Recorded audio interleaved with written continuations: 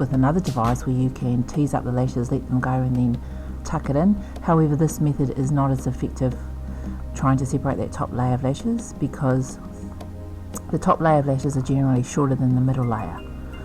So this is what we call the weaving process.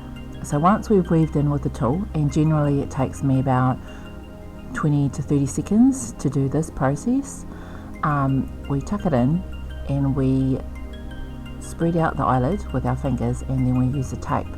Now this is called Nexi Care Low Trauma Tape, and it is marvellous. So if you can use it, we will be distributing it as well on the VC LASH tools website, but it is great stuff. So it's a silicone based tape, and it sticks really well, and you can pull it off without trying to wax anyone's skin. So it came out in June, so it's been a real favourite with most of the lash technicians. So once we've pulled up the end of the lash eyelid, you can see that the lashes spread out a little bit. Now here we've got all the lashes all nicely spread out on the wedge, and they sit in the teeth. This is my favourite part, because as you're lashing, you can sort of premeditate where your next lash is going to be, because they're all like spread out like fat fingers ready to lash. It's like shooting cans off a fence when you're 1 metre away. So generally I can do 8 to 10 lashes per minute, and on a good day I can do about 15 lashes a minute. So we can do a full set, no problems, in about 30 minutes. So you can see that they're all individually being placed, so they are individual. The best thing about this is if you want to stack, once you have that first lash in place, it's really easy to put a second lash on top, which is generally shorter and thinner. Stacking is actually a lot faster when you first have the first extension down, because you already have that muscle memory in place. So being able to put another lash on top of that same extension is really easier and faster. In this case I am using B Curl 0.15, size 12. It's usually my most popular size and curl. I'm also using the glue ring. Now when you're using the glue ring, you only need a couple of drops of glue, and generally I have that glue ring more to the side so it pulls on the side, but I've got my wonderful camera lady about 2 centimeters away from my tweezers, and I do keep bumping her with them. You only need to cover the extension in about 3 millimeters. Now you'll see that I'm going quite fast dipping in the glue ring, and at times if you go too fast you will drag in a lot of oxygen bubbles, and this is what creates beads on the end of your extension, and you don't really want a lot of beads on the end of your extension because you're looking for that seamless blend with the natural lash. And if you do have to swipe the extension, if you've got too many beads, I just swipe it on the side of the extension and not underneath where you're going to place that extension on the natural lash.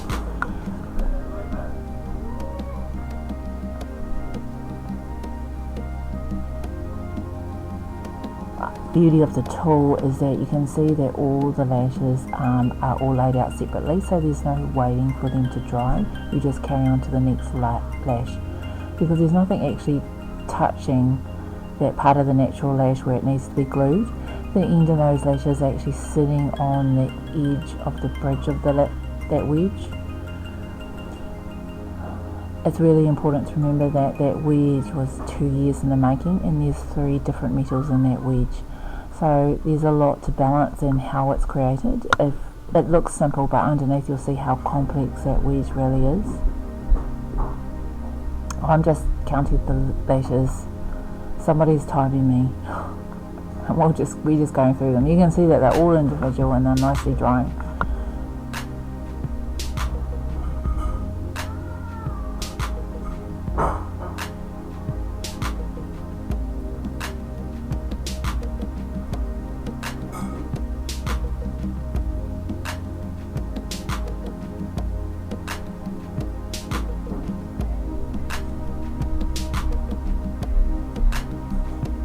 This is the nebulizer, and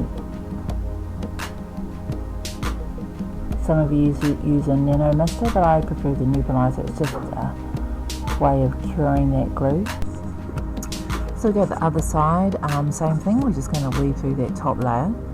I'm right-handed, so surprisingly I find the left side a lot easier, and I'm quite faster on this side too.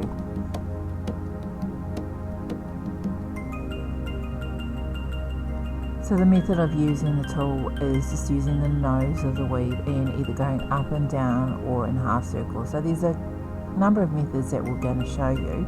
I've got students that like it one way, I've got students that like it the other way, but all in all it's a way of just getting the top layer out.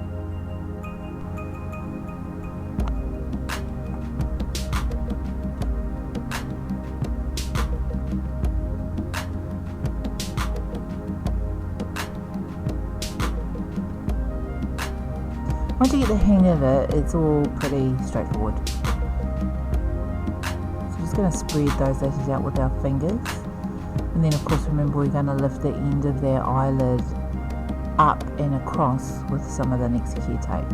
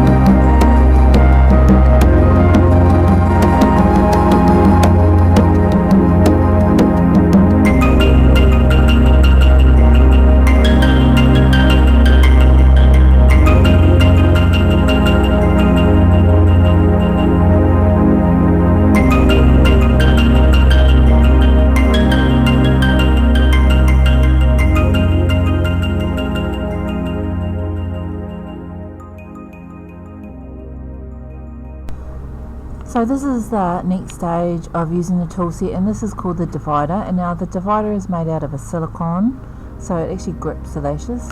If you've ever had a rubber band in your hair, you know how it grips here. Pull back the lashed lashes. This will reveal the second and third layer. What happens is if you pull up that top layer, usually all the lashes will follow up. So what we do is we get the wedge and we weave in between that second and third layer. Now when we sit the wedge down on that third layer, what will happen is that second layer will come down and lie flat in the middle, and there's some lashes that we missed in the first layer, what happens is that they become airborne, so that makes them easier to lash. So they're all sort of separated. That second layer is lying nice and flat for you to lash. With the second and third layer, what we teach you is how to lash on top and also underneath. Now, as long as you're getting 100% contact with that glued extension, your retention will be fine, either on the top or the bottom or even the side. To get to our third layer of lashes, we take away the wedge, leave that taped top layer up, and we just poke through the second layer. So we use a scissor part isolation with those other tweezers, and we're just getting that third layer out, lashed.